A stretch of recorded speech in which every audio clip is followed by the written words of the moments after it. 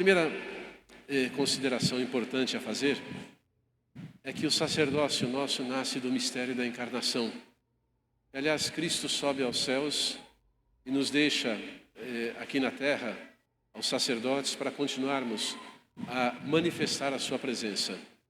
Nós cremos com todas as forças do nosso ser que o Senhor se manifesta nas espécies eucarísticas, se manifesta e se torna presente no pão e no vinho consagrados no altar, se manifesta na Assembleia reunida, porque onde 2 ou 3 estiverem reunidos em meu nome, diz ele, aí estarei eu. E se manifesta, diz o Concílio Vaticano II, nos sagrados ministros, nos sacerdotes. Nós somos a mão de carne e operosa que faz com que o mistério de Cristo seja presente permanentemente na nossa história. Pelas mãos dos sacerdotes, Cristo abençoa. Pelos lábios do sacerdote, Cristo continua a se fazer presente como palavra viva, como verbo de Deus que se encarna na nossa existência. Pelos lábios dos sacerdotes, o Senhor abençoa a comunidade cristã. Pelas mãos dos sacerdotes, o Senhor perdoa os pecados. Enfim, são muitos os modos da manifestação da presença de Cristo através dos sacerdotes. Na oração que nós recitamos no começo da missa, chamada oração coleta, oração do dia, nós ouvimos as seguintes palavras: alegrando-nos hoje com a vinda do vosso Filho unigênito, na nossa carne, alcancemos o prêmio da vida eterna quando Ele vier em sua glória. É na nossa carne que nós emprestamos ao Senhor, no nosso corpo que nós emprestamos ao Senhor, que Cristo continua a se fazer visível no tempo e na história. O sacerdócio ministerial é como que emprestar a nossa carne a Cristo. Mãos, sentidos, somos as mãos do Senhor, como dizia há pouco, somos a voz do Senhor que deve levar a palavra encarnada no ventre de Maria a todos os povos. Diz o Concílio Vaticano II que a primeira tarefa do padre é a pregação da palavra de Deus. E diz claramente, com todas as letras assim, a primeira tarefa do sacerdote é levar a palavra de Deus a todos quantos ele conseguir atingir. E de fato é assim. Nós, invocando o Espírito Santo todos os dias nas nossas orações que fazemos pelo povo de Deus e com o povo de Deus, pedimos ao Senhor, ao Espírito Santo, ilumine os corações para escutar a pregação. Somos os primeiros ouvintes da nossa própria palavra. A nossa palavra não é nossa, é o Cristo, Verbo encarnado. A primeira tarefa do Padre, sim, é a pregação da palavra de Deus. Hoje a Igreja comemora um grande santo, doutor da Igreja, São Pedro Canísio.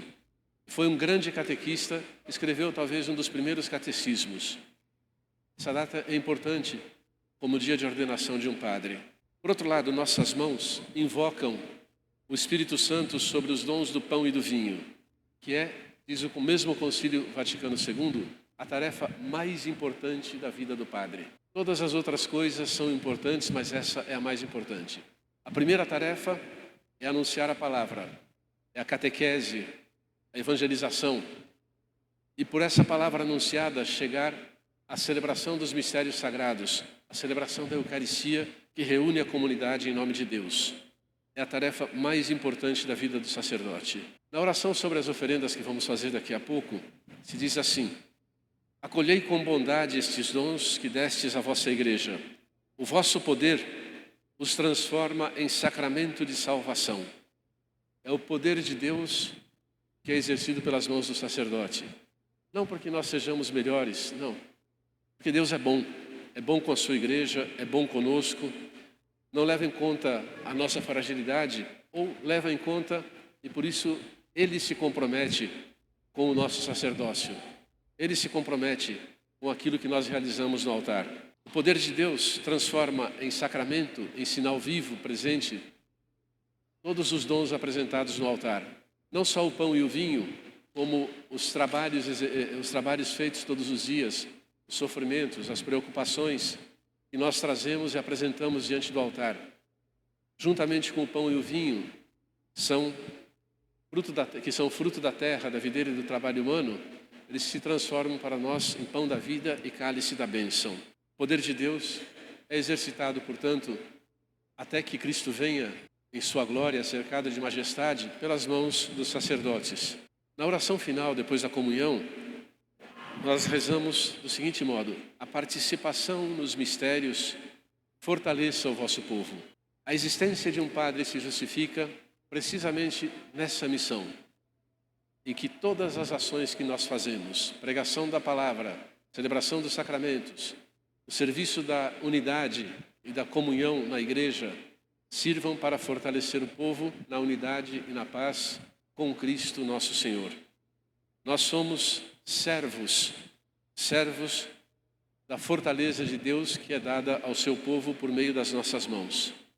E toda a igreja, povo sacerdotal, se une aos sacerdotes ministeriais para fortalecer o mundo no meio das suas fragilidades e dos sofrimentos, para que o mundo seja transformado naquela casa que Deus criou para todos nós, na casa comum. O padre existe e vive para fortalecer o seu povo. Meditando na primeira leitura, hoje a cidade de Sião é chamada a cantar de alegria. A cidade de Sião é símbolo do povo de Israel. É a igreja, somos nós hoje. A igreja se alegra comigo pelo sacerdócio de Cristo, do qual nós, padres, somos participantes de modo ministerial, e o povo cristão é participante pelo batismo. Sacerdócio, dizia João Paulo II, é uma vocação que é dom e mistério. Dom porque vem de Deus, mistério porque como pode tanta sublimidade, tanta beleza se misturar com a nossa fragilidade? É um mistério. E só Deus consegue fazer da nossa fragilidade um instrumento do seu amor no meio do povo. A Jerusalém Celeste, em cada Eucaristia, nesse altar aqui, em todos os altares, se une a Jerusalém da terra, graças à ação, às mãos, à voz do sacerdote ministerial. Não há motivo para temor. Cada Eucaristia é o céu que se une à terra, de modo invisível, misterioso, mas profundamente real. O Senhor está conosco.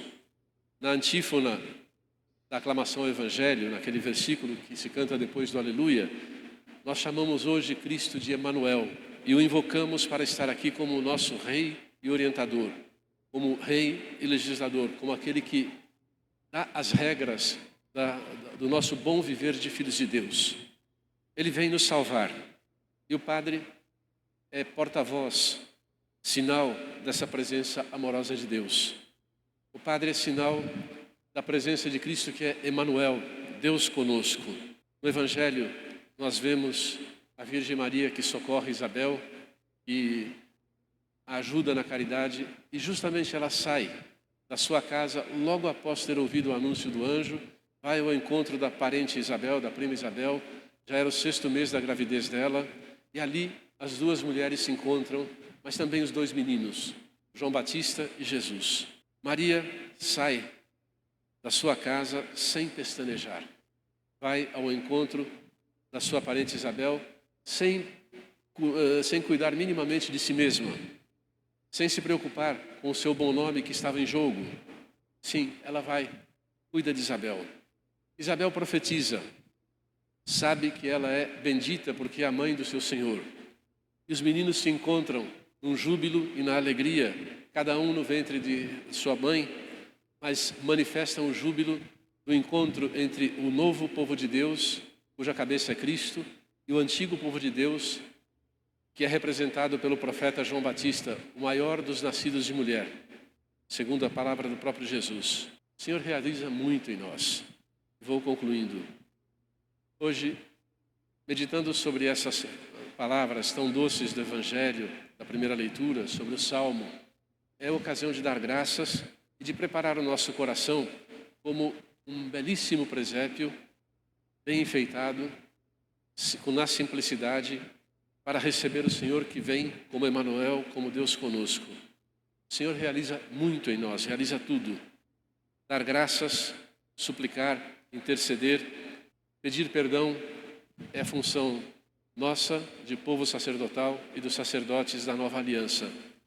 Por isso eu queria com vocês fazer um minuto de silêncio para dizer a Deus muito obrigado, para dizer ao Senhor, perdoa-me, pelas minhas tantas falhas desses 37 anos. Podem imaginar que são muitas. Mas também para dizer a Deus que sou muito feliz e não há coisa que me deixe mais feliz do que lembrar que há 37 anos atrás, na noite anterior à ordenação, eu conversava com minha mãe e ela me contava coisas da minha vida de criança, compartilhava comigo segredos do coração dela e me entregou à igreja com a alegria de uma boa mãe cristã.